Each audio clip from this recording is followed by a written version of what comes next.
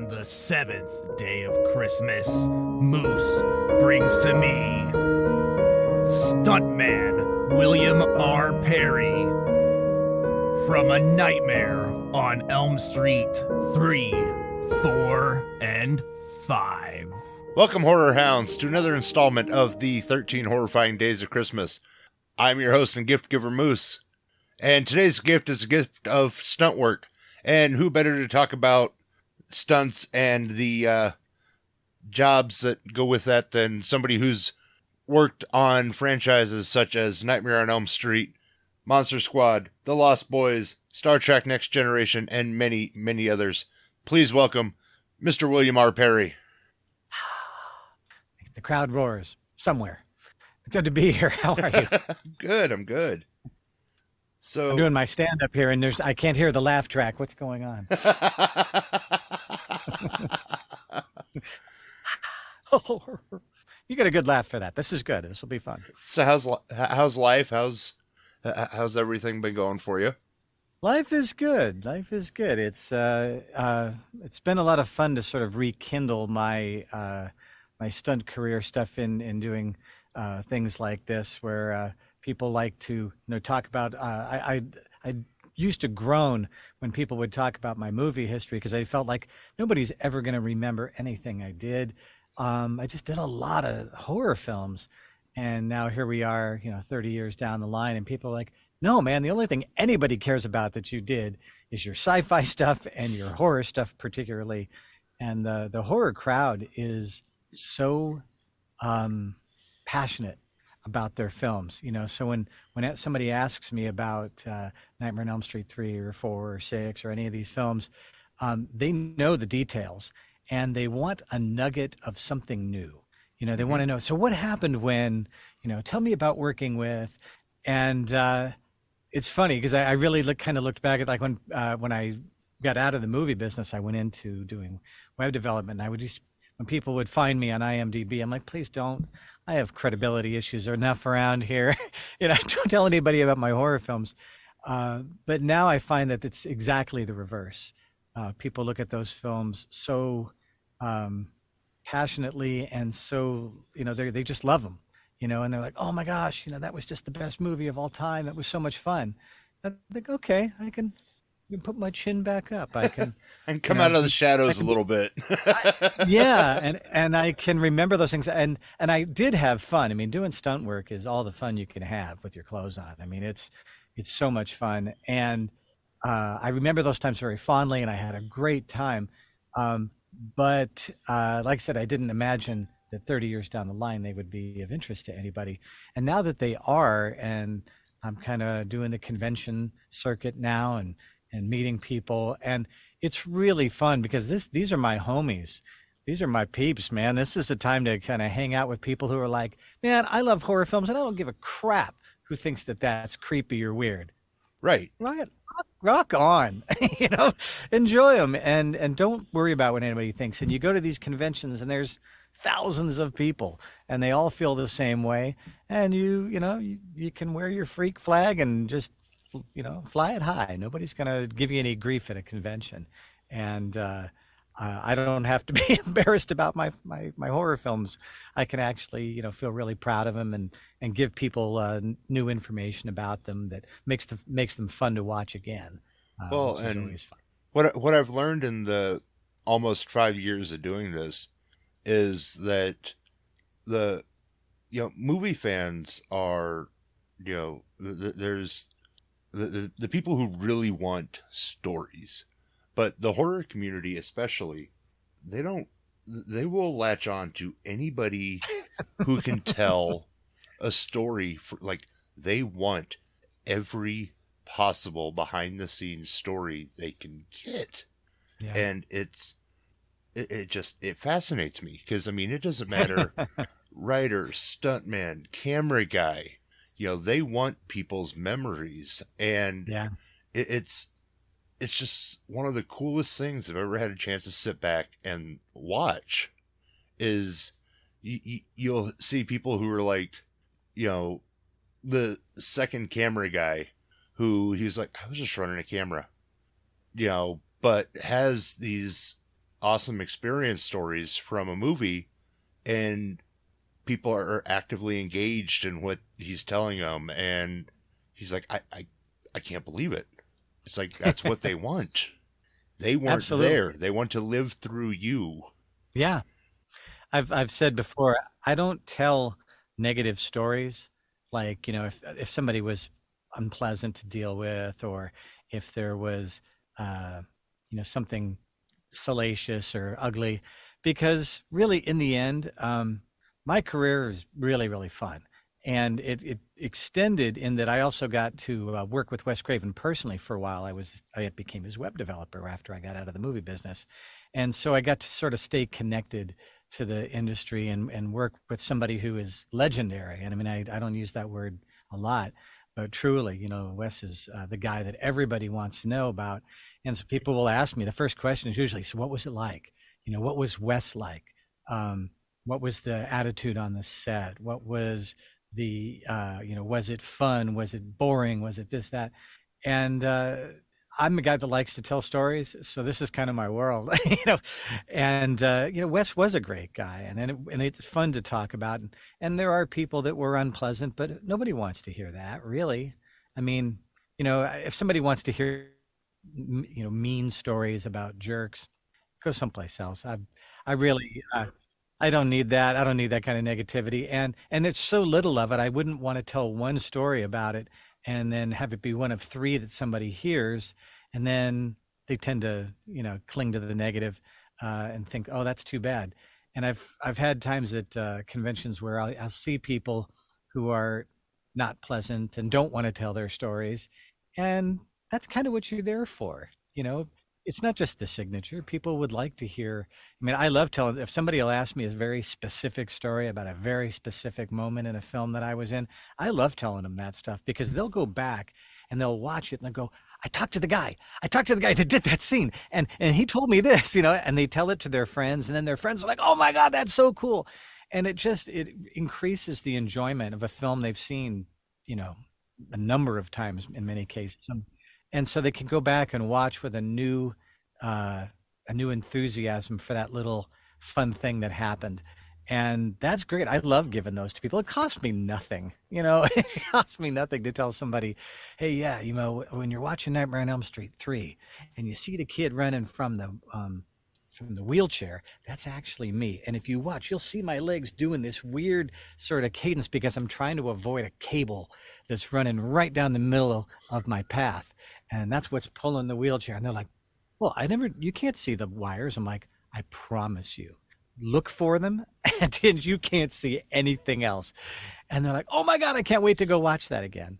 And when you do, you see it, and it doesn't ruin the movie, I don't think. I think it does sort of give you, if you've seen the movie 100 times, it's not like I'm giving away some, plot line, or I'm not, ruining something. You just look for that detail. It's like when somebody will say, hey, if you watch The Wizard of Oz, there's a scene where Dorothy's walking through the forest, and you can see some stagehand running back behind the scrim. And it's like, yeah, when you see that, it's like, God, I've seen the movie 100 times. I never noticed that. Yeah, because you're not paying attention to like the peripheral. Yeah. You're at that point, you're paying attention to the wheelchair. You're paying attention to that direct the story. scene. Yeah, you're not paying attention to the wires, and it's very much like the old marionette. I guess not old because they still do it, but the marionette puppets. You're not paying attention to the strings. Yeah. Even though it is clearly a puppet on strings, it is the performance is engaging enough that the rest of it isn't an issue. But it's funny because as a person who's worked with a lot of different people and a lot of different directors and actors, you tend to watch movies that they're in and go, I know that guy. And my wife will turn to me and go, really? I'm trying to watch a movie here. She gets me that thing about, I don't need to know who you know. And I'm thoroughly engaged in the story, and you're screwing it up. It's like, sorry. But I know the feeling. It's kind of fun to see people, and go, oh yeah, I know that guy. But the best movies, for me, are the movies where I don't notice any of that. I always talk about Aliens and being some of my favorite films, because here are actors, well known, great actors, who, if you know the filmmaking process, you recognize Sigourney Weaver or Veronica Cartwright in the first Alien movie. They're not looking at the monster. They're not looking at the alien. They're looking at a tennis ball on the end of a stick. Director's like, okay, I need you to look right over here. This is your focal point, and this is the scariest thing you ever saw in your life. So go. And they, as actors, have to find that place in their soul where they're just, oh shit, this is the worst thing in the world. And that's a ridiculously difficult performance. You're literally acting against a tennis ball. There's no lines. There's nothing scary. They may show you pictures of what the alien or the bad guy looks like, but for a lot of these things, you don't actually see those things. And so the performances are really good. And so I know, I watched Aliens, through my fingers, and through my knees, scared witless by the movie. And after I was done, I was like, that's an awesome film where the special effects and all that other stuff are so in the background. You don't notice it. You're just scared, or you're just excited, or you're just blown away by, what they've done. Jurassic Park's another example where you just like, how the hell did they bring back dinosaurs?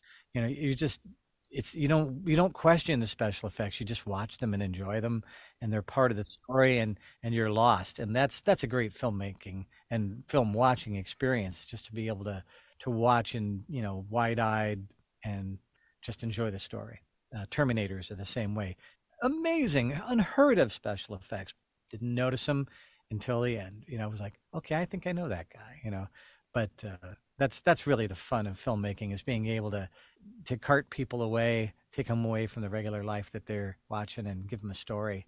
And I had some small part in a lot of films that I get to look back and go, yeah, those films were enjoyed, and people liked those characters. They became iconic. The Freddy Kruegers, the Predators, the things like that. You get to look at those. And somebody said to me the other day, "You're part of the Predator universe."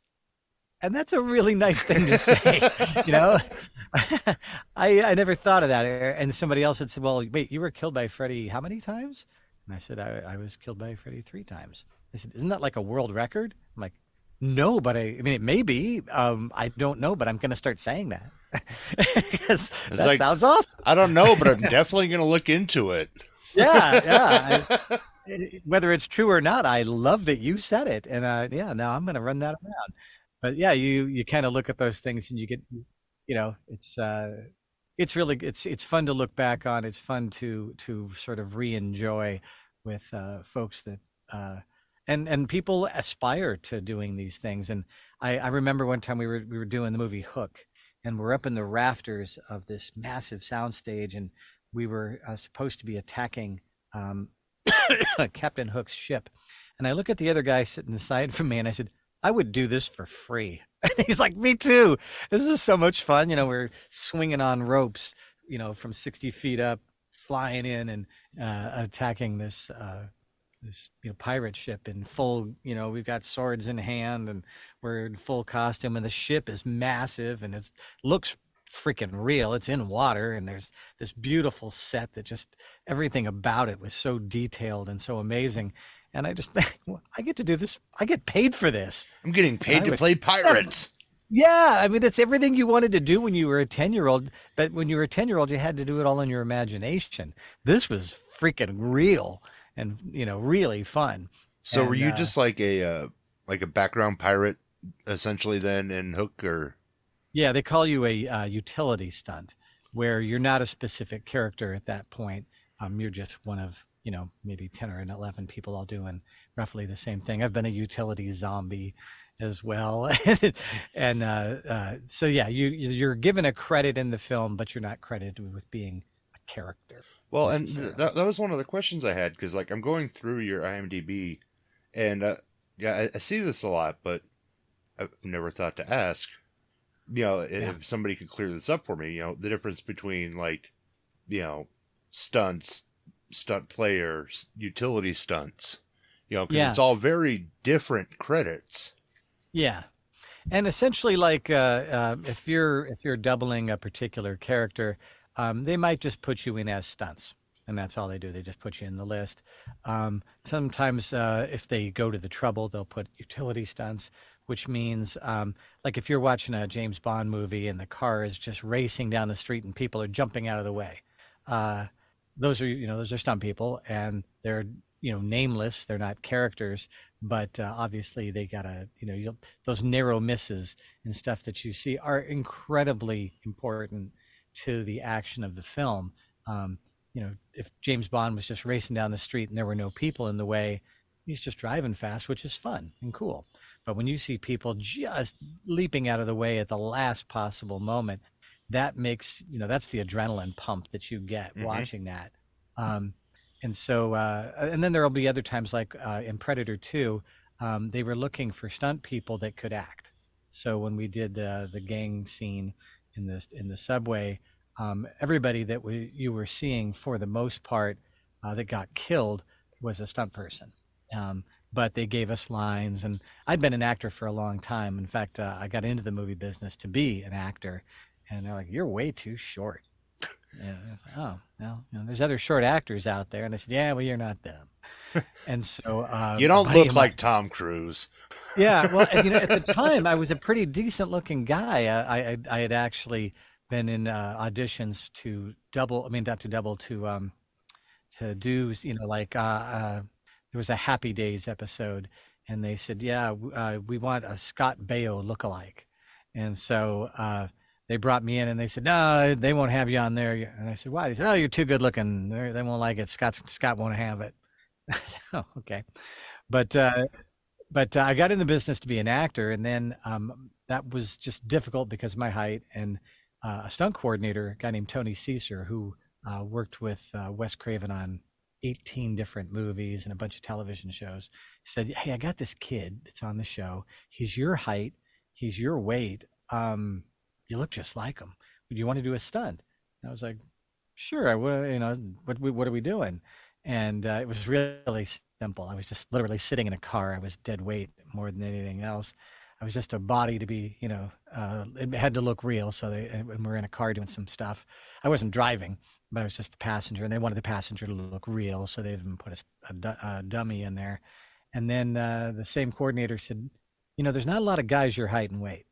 You're pretty skinny." And which was true. I was about 125 pounds, 5'6", so I could double kids. And he said, "There's not a lot of guys that do this. A lot of the guys are like ex-gymnasts, so they got big, thick arms and chest that looks, they got that whole Dorito, shape to them, and they don't make good doubles for kids." And I had been a skateboarder, martial artist, motorcycle rider, did all that kind of fun action sport kind of stuff. And he said, "Well, if you want to do this, there's work out there for you." And they would just call me. No auditions, no agents. Somebody calls you up. "Hey, Billy, can you work Wednesday?" "Yeah, I can work Wednesday." "Cool. We'll see you then." "What am I doing?" "Oh, you'll find out when you get there." And so you just go out and kind of trust that your athletic abilities are going to take you through the day, however that's going to work out.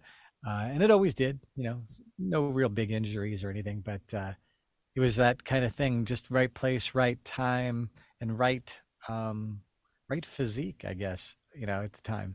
There wasn't a lot of guys my height and weight, so there was plenty of work. Just do a show like Newsies, and it's all kids, all young males. And so every guy in town under 5'7", had work to do because we could, double all those kids on the show. Oh, yeah. So before we dive into the multiple Elm Streets,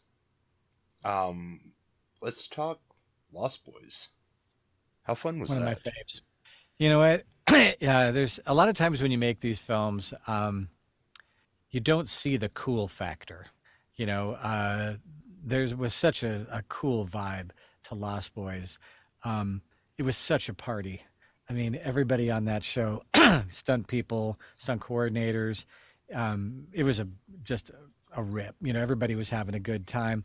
The actors were all cool. The story was very different from most. You never had like teen vampires or well, and the movie reinvented how vampires looked. Yeah, and that was really a cool part of it. The idea that the whole tagline about party all night, sleep all day, never grow old, never die. It's fun to be a vampire. Was very different. The soundtrack was cool. Um, the actors were all cool. The vampires were, kind of heartthrobs, instead of being these ghoulish, gnarly things until, of course, they kind of vamped out on you. And then when they did that, that was cool too. And it was funny. There were some really pretty intense scenes when they're ripping people apart. They're ripping apart the surfers. But other than that, it was hip. It was fun and kind of made you want to be a vampire. You didn't see the downside of it until the very end. Um, and like I said, a real party atmosphere. All the stunt guys, all the actors, like when up in Santa Clara, which was Santa Carla in the film. Um, Boy, you'd work all night and try to get some sleep during the day because usually after you did your stuff, hey, you guys want to go and hit a club? And it's like, yeah, I'm not that much of a party animal, but I'll just say peer pressure, is what it is. And so it was very much a lot of fun people and just like I said, that kind of hip vibe that you don't get on a lot of films. And it wasn't so much like about getting drunk after work. It was just a party atmosphere. These were fun people, motorcycles, and all the other good stuff. Yeah, just one of those truly one of those ones where when people ask about it, I'm like, God, that's right, I got to do that. How lucky am I? It's pretty freaking cool, And then people ask me that, and they're like, "How did you get so lucky?" I'm like, "I don't know, man. I feel like I earned it because I worked my ass off, but still a lot of fortune, a lot of good luck, a lot of right place, right time. I doubled the two Coreys, Corey Feldman and Corey Haim, on that film and some other films, and just that whole thing about being the right weight, where every other stunt guy was a good 30 pounds heavier. People they would look and go, that one. It wasn't even like they asked what I could do. They didn't care. We assume you can do the stunts. So you're the right size. Let's rock. And so that was kind of on with those guys as well. Great, a lot of fun to work with both of them. And at that time, they were, the Coreys were the heartthrobs. Yeah, huge. I mean, everything. I mean, almost everything they did. Just it was another kind of one of those things. Put the Coreys in the film, and you'll make money worldwide. You know, and so when I started working with Corey Haim, I was like hanging on to that dude for dear life, because it's great when you're a stunt person. You try to follow the actor wherever he goes, because that keeps you busy. And if you can get that actor to request you, they go to the stunt coordinator, and the stunt coordinator will often ask the actor, do you have anybody who's doubled you before that you remember? And so you really wanted to make sure that you were that person that, that worked with them, so that if the opportunity came up, they would ask for you. And I had just happened to work with the same stunt coordinator on 2 films with those guys. And so he just brought me in because it was, he'd worked with me before, he knew me well enough, and I made a pretty good double, for either one of them. And so that was just, like I said, that you just really make sure you don't kiss up to them, but, there were times when you're making a film, you'll do a stunt and you'll work with the actor and say, okay, here's the position I landed in, so that when the camera picks you up, you're going to be, in roughly the same spot. Or the actor would come to me and say, okay, I got thrown through that window, and the guy grabbed me by this, and this is how he threw me. And so you would work with him to make sure that you made him look good. You want that actor to feel like, yeah, he's a good double, and he followed my lead in terms of the physical part of this acting part. And with stunts, there is that. People think of stunt people as being fearless and we'll do anything. Yeah, and it's not that way. In fact, I mentioned this, a professional wrestler I met at a convention a few weeks ago was saying that our 2 career paths are kind of similar, and she said, I think I could do that because I'm fearless. And I said, fearless is the worst thing. fearless people get hurt because they are fearless and not technical. Whereas the best stunt people I know were people who really checked their gear.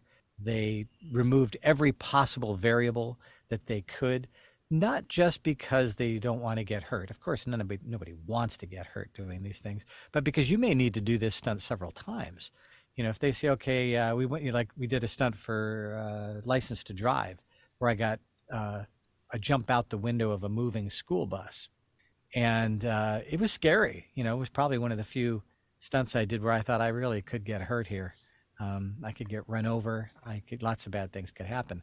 And we did it. And as I went through the glass, I got a big chunk of glass in my arm, and I pulled it out and crazy glued the wound back up.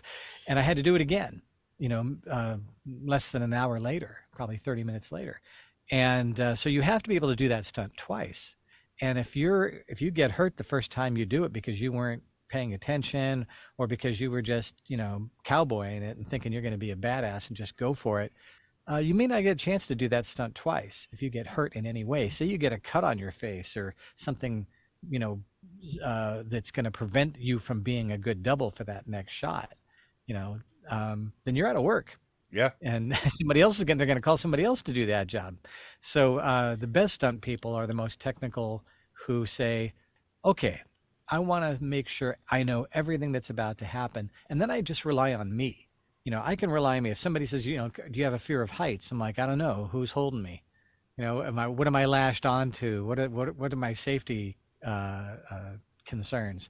And I'm fine if it's my hands and it's my safety, and I'm the one in control of that. If I have to do, like I had to do a thing for Nightmare 6, where I had to jump off a ladder into some broken glass and concrete. And it was real concrete. And I knew it was going to hurt. There was nothing we could do. Kid was wearing a t-shirt and really skinny jeans. So there was no place for pads. So they said, can you do it? And I said, yeah, and I knew it was going to hurt when I did it, but we did it probably 6 times, and it hurt every time, but it was me. And I knew that there was no way to get around it. We did everything we could to try to make it as safe and pain-free as possible. But, sometimes it's like being a football player. You expect you're going to get hit. Mm-hmm. That's part of why you get the big money, is because, some of these times you're just like, oh, God, this is going to suck. All right, let's do it, and you do the best you can to stay as healthy as you can and not get beat up. Well, and it's funny because when I took stagecraft, our stagecraft teacher gave us very similar advice when it came to working around the power tools. It was, if it's okay to be slightly afraid of the saw, Yeah. respectful of the saw. It's when you're no longer afraid of the saw, that's when accidents happen, because you're too comfortable. Yeah, it's exactly that. And you want to be comfortable with your own abilities. But people would say, did you get scared? It's like, yeah, always. And I like that. I want that excitement. I want that adrenaline pumping, because when the pressure's on, that's when I really feel like I do my best work. If I'm not a little bit afraid, it means to me that I probably don't care very much, and that's not a good place to be, for me. Plus, I think the when your adrenaline's pumping and you're getting ready for your thing, and they tell you usually 5-10 minutes ahead of time, your stunt's coming up, and so you do your walkthroughs, you do your rehearsals, and then that adrenaline starts pumping because they're about to say action. And for me, I was like, God, I just can't wait for that word. I love that time because I know I'm going to be on camera now, and that adrenaline starts pumping, and you really focus. And focus is a big deal, because a lot of times when you think about a stunt, it's not just that it has to be done right. It has to be done where it has to, they call it hitting your marks. There's a little piece of tape, bright orange on the ground. And they say, I want you to jump out this window. I want you to, land on the ground, but I need you to stop right here. You can't go any farther. If you go any farther, you're out of focus. And So doing a dive roll off a ladder 7 foot up is a problem that you have to solve. But can you also do it where you land and splat right there? Because when you're working with all the cameras, they can only do so much. And so you're focusing not only on safety and doing the stunt, but I need to make sure I hit my mark. And if I miss my mark, I have to do the stunt again, but I won't get paid for it necessarily. If you do the stunt 7 times, they will usually pay you what we call a stunt adjustment. So if you did a stunt and it was pretty, you had to do a car crash. So you do your car crash and they say, hey, we're going to go again. We're going to get some new cars out here. You better hope that that reason that they're going again isn't because you screwed up, because that gets very and stunt coordinators are like, you told me you could do this. Like, no, I got it. So you don't want to be the guy that did the stunt wrong. And if you did the stunt right and you did it 5 times and they said, okay, we're going to give you an adjustment of $200 per stunt. When you get paid at the end of the day, they base your overtime and everything else based on your daily rate plus all those stunt adjustments. So if you made $1,000 a day and then they threw a $2,000 adjustment on top of that, you just made $3,000 for one day's work. And they'll say, oh, and we went into overtime, and overtime is $250 an hour right now. I'm in. I'm totally in on that. And this is 80s money. Yeah. Instead of now. So yeah, you really wanted to make sure if you got stunt adjustments that it wasn't your fault. You could do that. If somebody says, I need you to do the stunt 8 times, yeah, you're going to go home and, you're going to get your ice packs out and you're going to take some Madvil and all that, but you're going to have a good But that night, could be a $3,000 ice pack. So yeah. I told the story before where I was doing a Elvira, Mistress of the Dark, and there's this thing where I'm climbing up to this window and I get scared by Elvira and I drop, and a guy's supposed to catch me and he missed. And so I fall. Well, there's a pit down there, like a high jump pit to fall into, but we put the high jump pit a few feet from the wall because when we expected to fall backward. Well, he dropped me straight down, so I landed in between the wall and the pit, and I caught up my rib cage on a windowsill on the way down, and it hurt. And my wife was there to see this. I'd never brought her on the set before, but she was there and she's watching, and she looks over at me. She's like, "You okay?" And I said, "Yeah, I'm fine." I wasn't fine, but I climbed back up and I said, "Please don't drop me again." And he said, okay, we'll try again. But it's raining and he's wet, and I'm 130 pounds, 125 pounds. It's still a tough grab, but he thought he could do it. So we climb back up. I get scared and he misses me again, and I fall again, and I hit my rib cage again on that windowsill. And I can feel it's floating now. It had broken loose from the sternum, and it hurt. And I was pretty uncomfortable, and I just said, look, we really, really can't drop me again. And Cassandra Peterson, who played Elvira, said, did he drop you again? And she goes, oh my gosh, well, we got to fix this. So what they ended up doing is they ended up running, I wore a harness, and then that harness ran up through my, they ran a big steel cable up through my pants, through my shirt, out my sleeve, through his sleeve, and into something on the inside of the house, so that I couldn't fall again. So he would make it look like he grabbed me, but he actually, couldn't have dropped me if he wanted to. So all that to say, I get home and I take off my shirt, and my wife looks and she sees I am black. I am just bruised and just horrible, just bruises and bruises, and what was apparently a broken rib. And she said, this is wrong. You got to tell them. You got to tell them that you got hurt. I said, honey, this is the way it works. I tell them shit. No, that's it. No more. You cannot do this. You got hurt. Those people need to know that you were injured on the set. Honey, I made $6,000 last night. Oh my gosh, we're getting a new couch. Never mind. Keep your mouth shut. How quickly that all went away when you realized that, all of a sudden we're furniture shopping. I'm sorry. Did you get the ice pack on your way? That's fine. We're getting a new couch, but I'm not moving it. Yeah, exactly. So, you recognize that as a stunt performer, there are going to be mishaps, but for the most part, that's why you're there. If the actor was hurt, that's bad, because that means they got to hold up shooting, they got to rearrange schedules.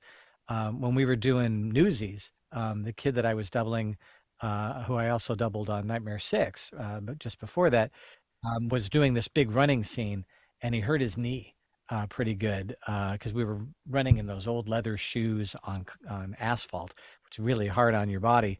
And they had done this scene a number of times, and the director had at one point had said, where's the actor? And they said, he hurt his knee, he can't be here. And he looked over and he says, isn't that him right there? And they said, no, that's the stunt double. And he's like, well, get him over here. And he's like, look, if we're just doing the running scenes, I mean, you look really good. You look just like him. Are you cool with doing these scenes? And I'm like, of course, more camera time. Gosh, twist, no, please. So it was great, but that's what happens. I mean, if an actor gets hurt, it's a very expensive process. I think somebody said back in the day, making a movie cost about $50,000 to $100,000 an hour, all told, with all the different people that are there, from craft services, makeup, lighting people, electricians, actors, etc. So it's a very expensive process to make a movie. And so if an actor just gets a little tiny cut on his face, or anything really, broken thumb, whatever, unless they can hide that, they have to hold production or rearrange it until that actor's better. And that can be a very long time, and that's a very expensive time. They don't want to tell all the makeup people, oh, just go home. Actor got a cut on his forehead and we can't mask it. We can't put makeup on it. We're just going to have to wait. And nobody wants to do that. So it's very, sometimes it's just cheaper to bring a stunt guy in. If something happens, it happens to him, and he goes home and he can put a Band-Aid on. We can't put a Band-Aid on the actor. So that's a big portion of why stunt people do what they do. The stunts aren't necessarily something the actors couldn't do, but why risk it? And because I doubled a lot of kids or younger actors, they weren't even allowed to do their own stunts because there had been a really bad accident in the mid 80s on a movie called Twilight Zone, and a child was killed. The actor was killed as well. And they were like, never again. No, there is no reason to put a child or an act or even a underage actor in that spot. Just put a stunt guy in. I mean, I remember one of the first jobs I did, I was on the Wonder Years, and I said, what are we doing? And they said, oh, the car's going to do a U-turn. And do we burst into flames? Why are we doing? And they said, look, we'd really rather have the actors, because they were all kids, we want the actors in school. And it's better to have the actors in school than it is to have them in the car if we don't need to. Plus, the more time the kids spent in school, better it was for the kids. And then also, kids were only allowed a certain number of hours. And so if they're in school, then it meant that they could do more time filming. And so there were times where I just would do slips and falls, little banana peel kind of falls and little simple stuff. And people go, that's a stunt? Wonder Years has no stunts. Like, Star Trek has no stunts. It's like, well, they did for me, and so it was a very profitable place to be, where I didn't necessarily have to do something that I considered, death-defying. It was just work, which is probably the vast majority of what I did. When people say, you're a stuntman, they go, oh my gosh, oh, you're a stuntman. If you say you're an actor, they go, really? What restaurant? So there's the assumption that as a stuntman that you're a badass. And I wouldn't describe myself that way, but I'll let other people. But anybody who else wants to do it, please. Anybody else wants to say it, I'll accept it. So let's jump into your multiple runs on Nightmare on Elm Street. Yeah. Nightmare on Elm Streets were fun. It's funny. That was one of the ones where I was probably most, I thought, I want to do some movies that, I want to do a movie that means something, I want to do It's a Wonderful Life, or I want to do Citizen Kane. I want to do something meaty and badass and crazy that everybody's going to go, oh, that film changed my world. But for the most part, what I did was a lot of Nightmare on Elm Streets. And on each one, I had an actor that I doubled. And, you see somebody walking by with a couple of pitchers full of not beer, but blood. And you're like, oh, I guess we're not going to be getting the Academy Award for this particular film.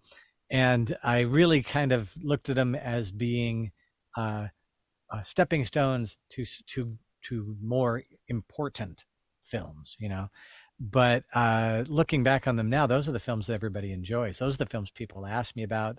Those are the posters that I sign, are for those films. And I think that many times the reason those films were so important to somebody, or they enjoyed them so much, was at the time that they saw them. You know, it was like my first horror film, and they got me hooked. You know, then Freddy was like my spirit animal. You know, I just loved Freddy. And when I would get called for those, it's like, which one are we doing now? What number? What number are we on? I had asked Wes Craven one time. I said, Jesus, man, when is Freddy gonna die? And he said, Freddy's gonna die when he stops making money. And he wasn't wrong. The final Nightmare on Elm Street was actually another Wes Craven.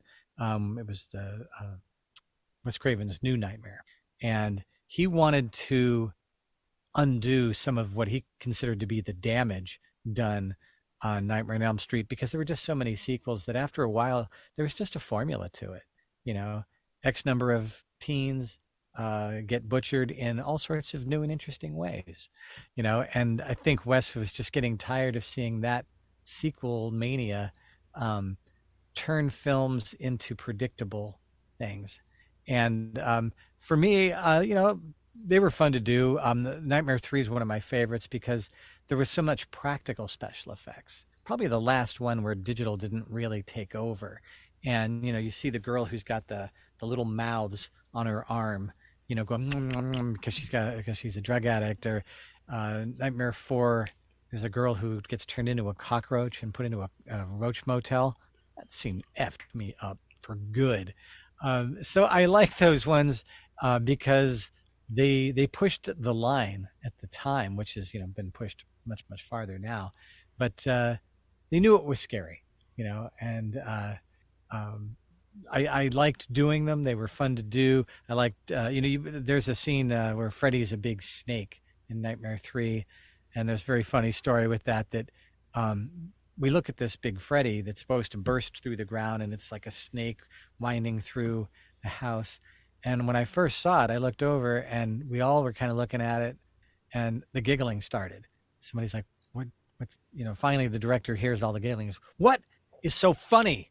And somebody says, that looks like a big penis. And everybody, it did. It does. If you watch Nightmare 3, you're never going to see it any other way. And at one point, Freddy is eating Patricia Arquette. And the way they did that was basically they put her inside and then they moved backward so that they could then show it in reverse and it would look like he was chomping. And the giggling starts, and there's some joke that's getting passed around all throughout the set, and the giggling cannot stop. It's like when a teacher or your mom tells you, that's not funny, stop giggling. And you just, you got the giggles, you can't get out of it. Everything's funny. And somebody says, well, that's the first time I saw a penis eat a girl to get into a movie. And at that point, it was all over. And the director's like, you know what? Everybody take 5, get your giggles out, and then, you know, come back ready to work, you know. And so that was kind of one of those things where, yeah, you know, they decided they had to kind of smear some green funk on the Freddy so that it didn't look quite so much like a big dick, but it did. And when you watch it, you will not be able to unsee it. It won't scare you anymore unless you're scared. You're afraid of penises. Now it's just a green gunky penis. Now a big funky green pee-pee. But yeah, so it's that kind of stuff, you know, where when you made the movie, they're kind of slow. Making horror films can be very slow because you're working with special effects makeup. You may have special effects knives or whatever, and so you have to work around those things. You got to make sure they're all safe and all that. And oftentimes special effects are just a very slow process. I mean, when you talk about poor Robert Englund, and I say this meaning, you know, poor him because of spending hours in that makeup chair, just hours. People always ask, what was it like to work with Robert? And I wish I could tell you. Even though I did 3 films with him, most of the time he's in a makeup chair. either getting ready to do a scene or getting patched up for after finishing a scene, because so much of those appliances are glued onto his face, and it's not comfortable. So he would do his sometimes 4 hours in the makeup chair, and then they'd say, "Okay, let's get filming."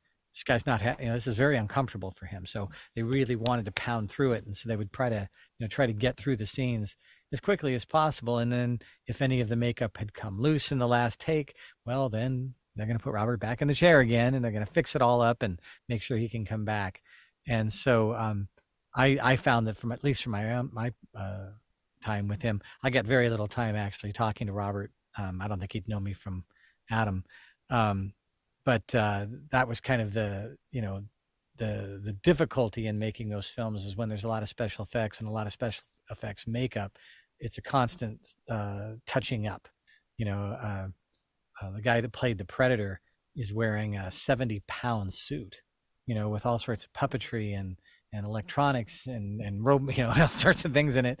And you're trying to act, with all of this gear and all of these special effects things happening. And right off camera is a puppeteer, trying to make, something, like Freddy would tear open his thing, and there's these faces, and there's these little faces talking. Well, those are puppeteers, and he's wearing a suit, and that suit's uncomfortable, and it's hot, and it takes forever to get that shot set up. And then maybe you got to do it 8, 10, 15 times for every, I think every minute of film. That's almost 8 hours of work for 1 minute that actually gets used. I'm actually impressed that Robert hung through so many of these films. Unbelievable. I mean, and I know that part of it was, who else is going to be Freddy? You can try to put somebody else in there and make him Freddy, really? There's just certain characters that only one person can play, unless they're going to start over, from scratch. I know they did a remake of the original Nightmare on Elm Street, and mixed reviews. I heard good things about it. I heard bad things about it. But most people just couldn't get past that it wasn't Robert Englund, and I've heard Robert Englund had said if they were going to reboot Freddy, which he thought would be a good idea, that Kevin Bacon should play Freddy. Well, and I've said before, I think there's still a way that Robert could play Freddy, and it would open up the world of Nightmare to where they could go places that they've only been able to put on paper, and that's animate it. Mm-hmm. Because the possibilities at that point are endless, and Robert just has to voice Freddy. Yeah, and when you think about him voicing Freddy, I mean, his voice is so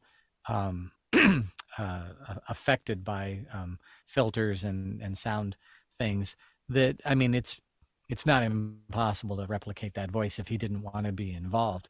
But I do think you're right about, so many good projects are being animated now. The Star Wars stuff that they did, the Clone Wars and all that stuff, was good, and in fact good enough that when the films are being made, they have to recognize that these adventures that people watched on television are now part of the and they're part of the Star Wars canon, and you cannot act like those things didn't happen, so I love that idea. Animation, it's not just for kids anymore.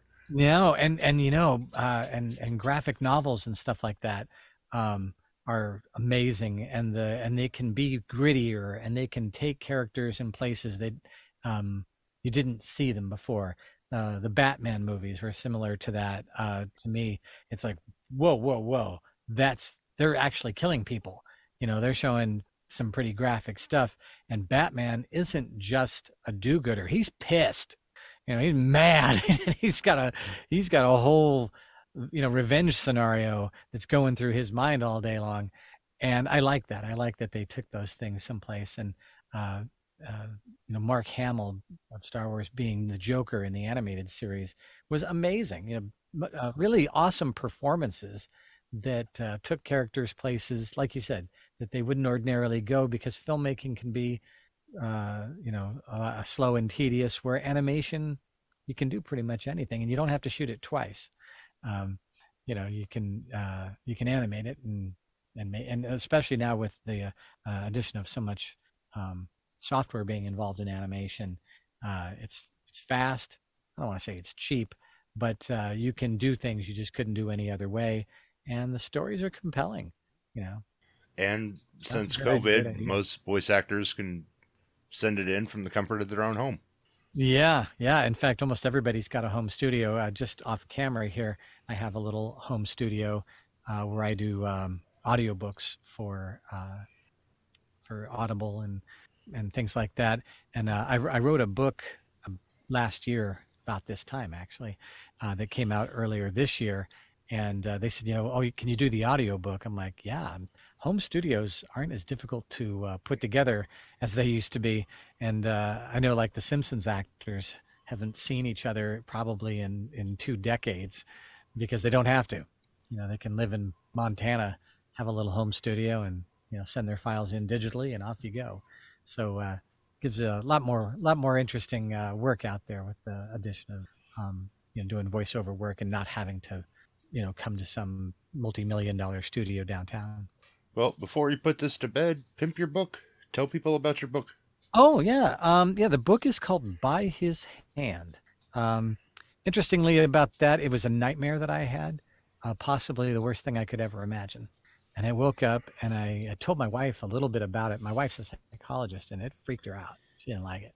She don't tell me anymore. So she doesn't even know the whole story. But I wrote it out, and I sent it to my audiobook publisher and said, "What do you think of this idea?" He's like, "Dude, that's freaking scary. That's horrible. Where did that come from?" I said, "Well, it was just this dream." He said, "Well, you gonna write a book?" And I said, "Oh, I'm not a writer." And then he said he would take a swing at it, but he didn't. About 2 months later, he still hadn't even written a word. I said, "I'm gonna give this a try. Why not? Let's see what I can do." And I finished it up, and it's a very short book. It's what we call a novelette. It's only about a little over an hour as an audiobook. And I sent it to a friend of mine that teaches novel writing at a college here in Los Angeles. And he's like, "This is really good. What draft is this?" It's my first draft. And he's like, It's the "Gee, first one. he goes, I really don't enjoy horror, but this is a good one." And I said, "Yeah." And he says, your characters are very vivid. Your visual style, the way you write is very visceral, meaning you feel it, not as much as read it. And he said, and I stopped reading at one point because it was so sad. I really teared up. I'm like, "Well, good. That's everything I wanted." And he's like, so I sent it to my publisher, and he's like, "Well, let's publish it." Like, "Really?" He said, "Well, what did you think was going to happen?" I said, "I thought you'd give me like pages and pages of angry critical notes and that I'd get really discouraged and I'd just give up." And he's like, you didn't expect to publish this?" I said, "No." He goes, "Dude, I'm gonna change 3 commas that are in the wrong places, and let's launch in February." And I was completely blown away. It was never in my bucket list of things to do in my life that I would write a book. And so it came out, got some really positive reviews. There's an app called Chilling. I don't know if you're aware of that. It's kind of like Spotify for scary stuff. It's awesome. And they put it on there. And in fact, if somebody wants to listen to the book, they can actually listen to it on Chilling for free. They have advertising. There might be a commercial in there here and there, but it's on demand. You can watch it, whenever you want, or listen to it, I should say. And then you can, if you have a paid subscription, you can listen to it without commercials. But after I finished it, my publisher said, "So where's number two?" "What do you mean number two?" And he's like, "Well, isn't there a follow-up?" I'm like, "Dude, that story hurt me. That story hurt me to write. It's very personal and very sad." And he's like, "I'd really like you to do another one." And I said, "You can't be done." And he's like, "Why?" And I said, "Because I tied the ends off. I put a cap on the end of that story. There's nothing there. There's no place to go." And then my best friend called me and said, "What if?" And he gave me this idea. I'm like, "Damn it, that's good. That's a good Fine. idea." And so I just in the last couple of months, I finished that one. So there's a sequel to it called Out of His Mind that will be launched in this coming February. I had the story from last year end, and then this story picks up exactly 1 year to the day that story ended. So I thought, well, look, can we launch it? Can we launch the sequel exactly one day? He's like, yeah, we can do that. That's a nice little bit of marketing right there. So it's a pretty intense story. it's for people who know me, it's very personal. A lot of the stuff like this, the character in the suffers from arthritis really, really badly, and he's in pain all the time, which is actually true of me. And so for people who know me, they go, dude, that really hits hard, you know. And knowing about the people, because these are real people, it's, you know, really my wife, it's really my daughter, it's really some of my friends. And so when these horrible things happen to him, one of my friends called me, he said, am I Emerson? And I said, yeah. He's like, dude, you did me wrong. God, why me? Why did I have to be, you know, suffer that way? I'm like, you know, it's just what happens. Sorry, man. But I changed all the names so that they, you know, my friends see it and go, I know it was me. Good on you. Like, yeah, they're like, and my first thing my brother Ron said, he read it and he said, I think you need help, like real, actual therapy. And my wife's a therapist. I said, I got a therapist at home. And he's like, you got some pretty dark stuff going on in your brain. Yeah. And the thing was, it was fun in its way. I like writing in that you're creating something. It's like writing a song or doing something. It's very personal, and you're a little nervous about putting it out in front of other people. You know, when I first handed it out, I was really nervous that people were going to think, you know, that it was terrible. And so with the second book, I actually found some people who really enjoyed the first book, and I sent it to them, and I said, what do you think? Is this good? And they said, what do you mean, is this good? Of course it is. And I'm like, no, don't say that. Don't say that. I want you to really read it, be critical. And they said, I like it more because it's more graphic and it's much more twisted and it's very dark. All the things I liked about the first book, I like about the second book because it kind of ramps it up. And I feel like any good sequel does that. You know, I loved Alien. I loved Aliens just a little bit more because everything I liked about Alien was amplified and multiplied and made bigger and scarier and you know, just bigger. And so I thought with the second book, I wanted to do that as well. So yeah, if you're into a nice short read, or I mean, it's $1 if you do Kindle. So I tell people, I'm not making any money out of this. I just want you to read it, and I hope you like it. But if you go on to, it's on Amazon, you know, as a Kindle book or an audiobook on Audible, or you can actually buy it as a print book. I hate to be plugging so much, but I am. Oh, no, it's your show. Plug away. But I do think it's, I'm proud of it. I'm probably as proud of this as any kind of work that I've done, in that when people have read it and it really, like good friends and people that have written to me said, I had to stop at one scene and I just stopped because it just hurt. It was like, oh my God, that's so horrible. That's so sad. And I said, yeah, you know, it really was for me too. I remember when I had to write this one particular scene, I was just crying. It was so dreadfully sad. And I was going through and trying to relive that horrible, horrible nightmare that I had over and over. And when I was done, I was tired. I was like, I don't want to do this anymore. And people asked me, why is it so short? And I said, you know what? I wanted to cover all the good information, you know, all the good stuff, but I didn't want to be there in my head thinking about horrible things happening to people I care about.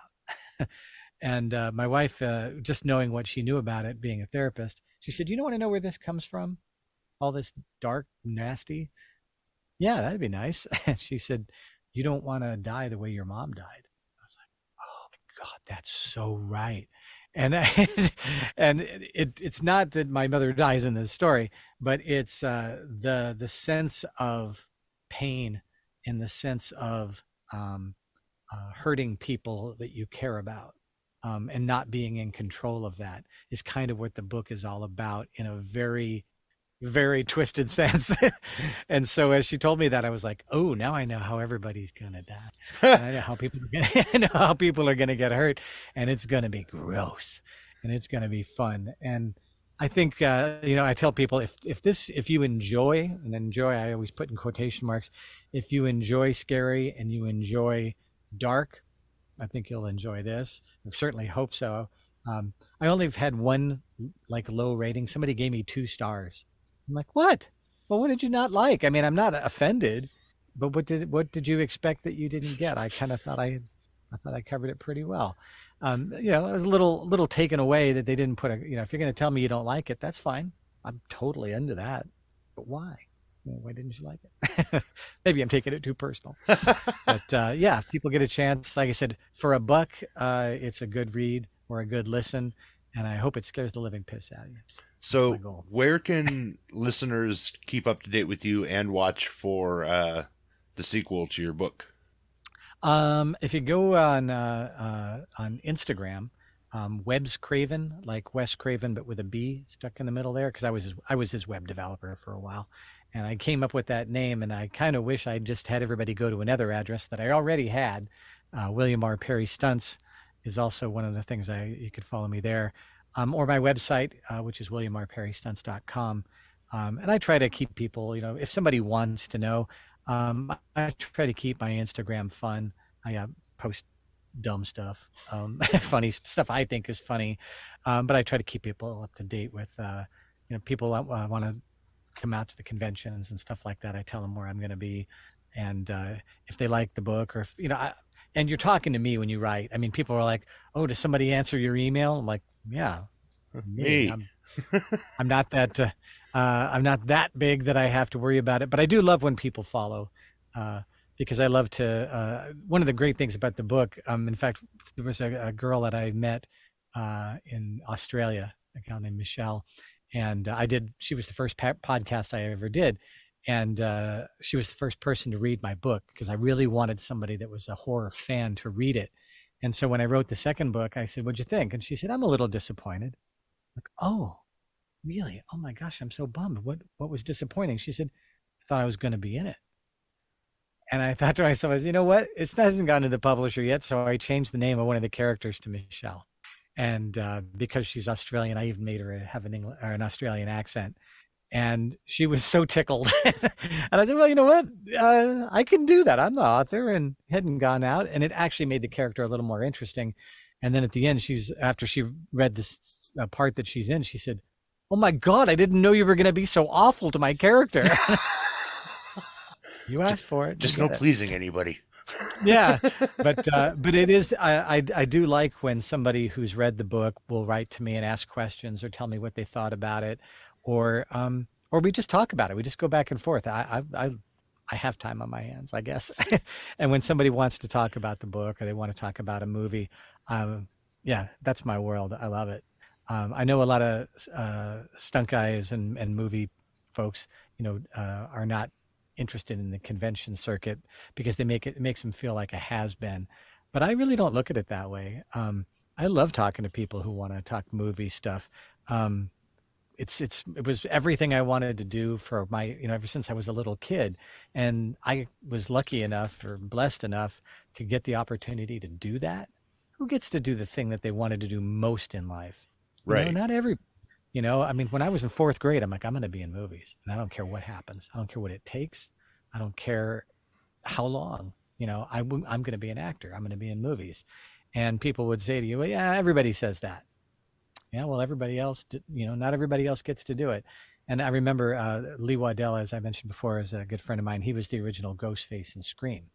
And we were working on a film together. And we were doing the movie Christine, which is a great movie. And it was our first movie ever. And we were extras. And so we're sitting behind this fence and we're looking over and we can see all the actors and we can see all the stunt people. And he says to me, somehow or other, we got to get on the other side of this fence and go see those people. And so 10 years down the line, we're working on a film together, which had never happened before, since then.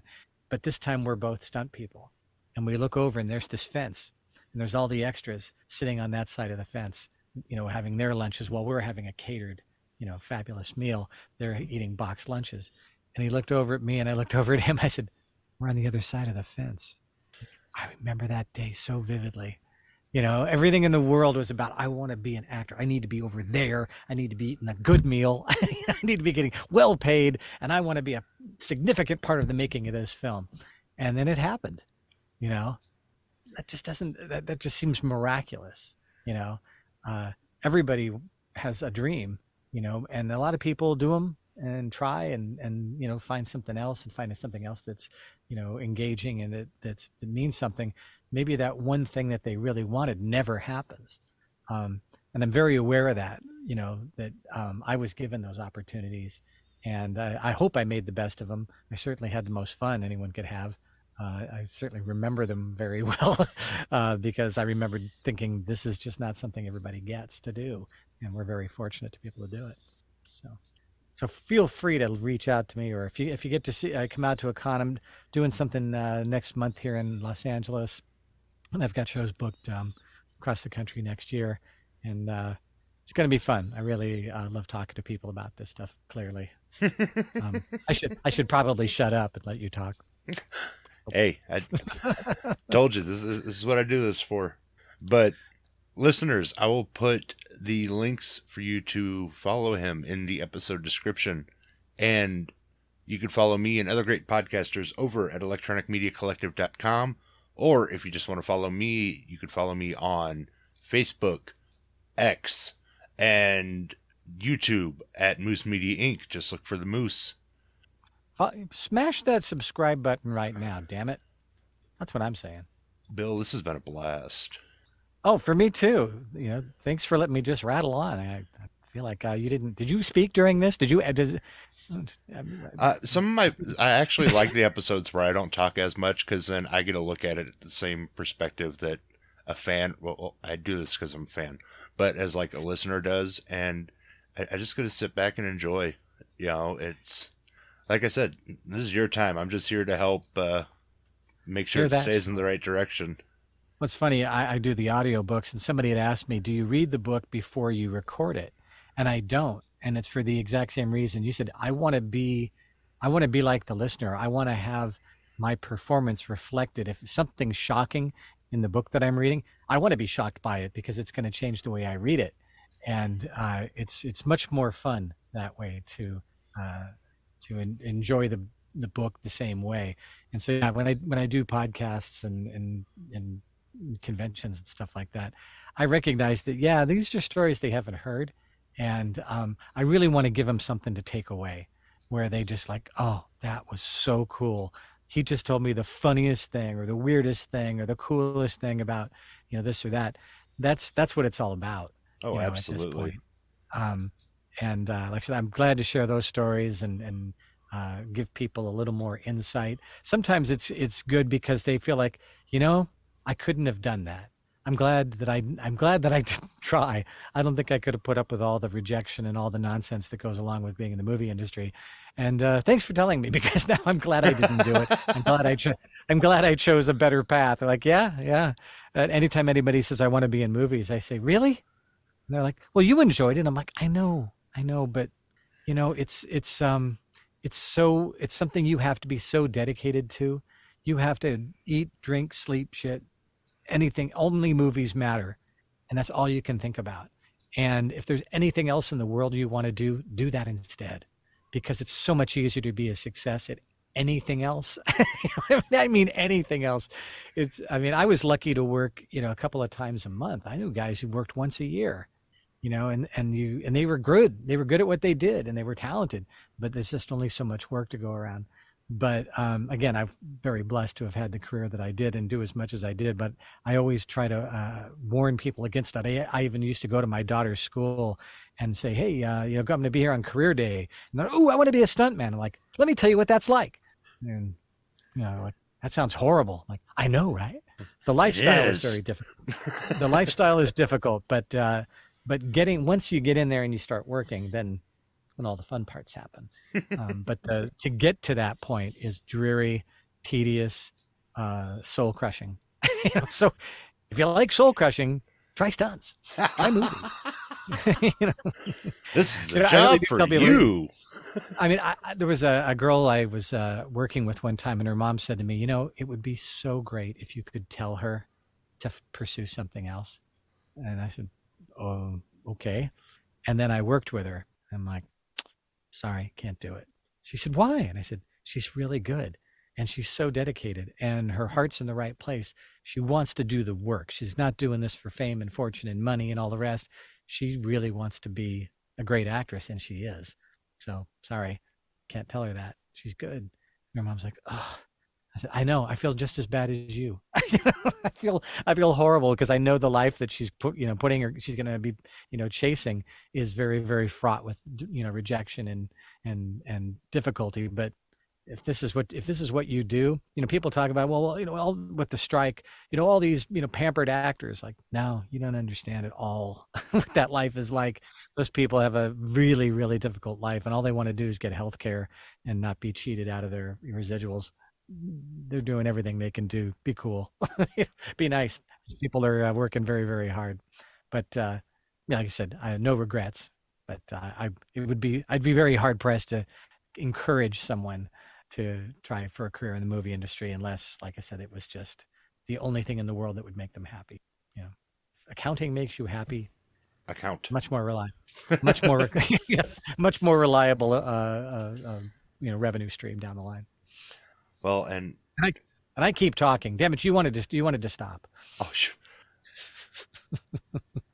Hey, you never know. Like I said, I can't thank you enough for coming on, and if I get my hands on a couple copies of those books, we can get you back on middle of the year this next year, and we'll do an episode on book 1 and 2 before you write book 3.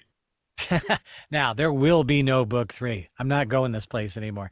I mean, writing is a very personal thing for me, and the emotions of those characters are really hit me, and I want to write a fun story. I have another idea for a very, very non-horror sports story in the kind of a fantasy sports thing. And I told people about that. They said, so does somebody get hit with a baseball bat? I'm like, no, it's just a baseball story. There's absolutely no... It's just about baseball. Jeez. There is no bludgeoning at this point. I don't know. Maybe I'll get desperate, to find a publisher, and I'll have him go around and whack people instead of hit home runs. Get desperate. But yeah, no, couldn't have asked for a better episode, and look forward to having you on again. Looking forward to reading those books. Great pleasure. Like I said, and they're very short, so they're like it's about an hour's read for most folks. I kept them short because I like to just get to it, and I hope that they scare the living crap out of you. I hope you read it and go, dude, that screwed me up. That scene with I can't even think about it. That's like my favorite compliment. Because if you're gonna write for that, if you're gonna write for people who love a good horror story, you really want to feel like you shocked them. You have to captivate the obvious. Captivate the obvious. Captivate the audience. There's a scene in book 2 where my wife suffers pretty horribly, and my friends have said, thinking about killing and maiming your wife. We all think about it, Bill, but we don't normally put it down in writing. It's like, no, my wife's lovely, and that's the thing. None of the characters in my books. One of the things I really hate about books sometimes is where the bad guy always gets it. What about when the good guy gets it? So in this book, you have absolutely no idea who's going to be in trouble, and it's not the people you think. And I think that's one of the things where people go, I love a good jaw drop, or when people shy away from reading the next line, I feel like, yeah, gotcha. Listeners, check out his books. Follow him on his socials. Follow me on social media. Come back tomorrow for another episode of the 13 Horror-fying Days of Christmas. And until next time, Horror Hounds, mash on. Rock on.